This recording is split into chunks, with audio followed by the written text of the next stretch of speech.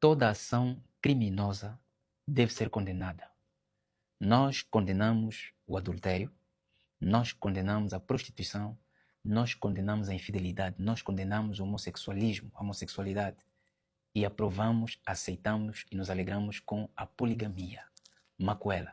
Porque as pessoas confundem estar numa relação e se envolver com outra pessoa que não seja teu marido, no caso das mulheres, ou que não seja tua mulher que você pagou dentro dos costumes legais da nossa família, isso é adultério. Prostituição é crime. Infidelidade é crime. Adultério é crime.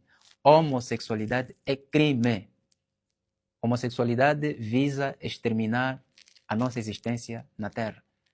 Todas as mulheres bantu, e não só, mulheres em toda a Terra, de todas as nações, porque a poligamia não é uma questão regional. É nossa cultura ancestral, justa, é um modelo do nosso casamento. Mas por ser uma lei natural, uma lei universal, se aplica em toda parte.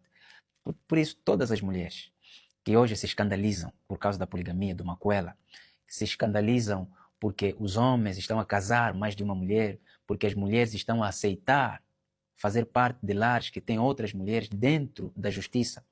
Todas as mulheres que hoje ofendem as nossas irmãs por aceitarem viver numa macuela, outras desprezam, outras acham que isso é maluquice, que é doença mental das pessoas, devem lembrar de uma coisa. O nosso povo tem uma história.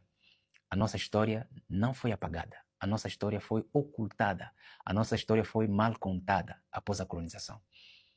Poligamia, macuela, não é um fenômeno natural, é uma cultura, é o nosso modelo de casamento. Tem a ver com o nosso sistema de casamento, tem a ver com a nossa família. Está relacionado à estrutura verdadeira da nossa família. Então, o que devem fazer é buscarem conhecimento. Busquem um conhecimento, reapreendem sobre a nossa cultura.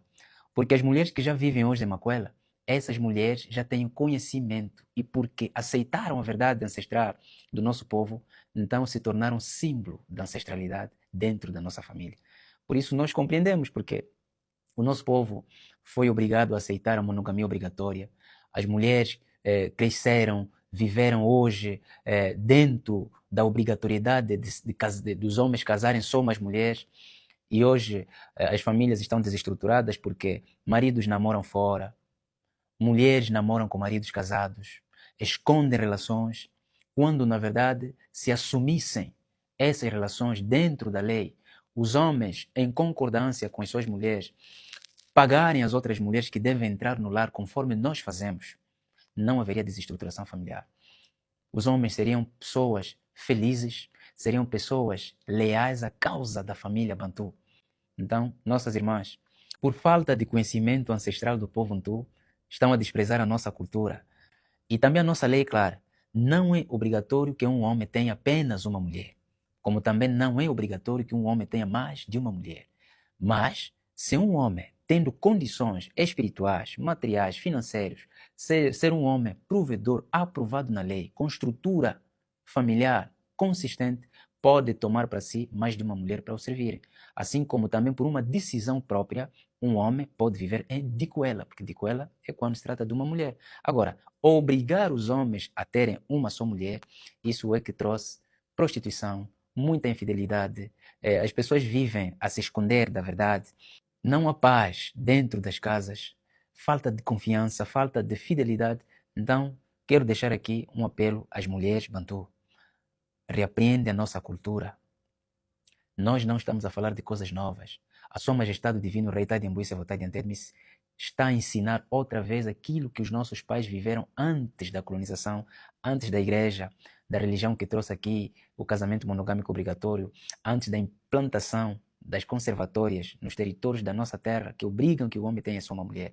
Então, bem-aventuradas as nossas mulheres que já abraçaram outra vez essa cultura.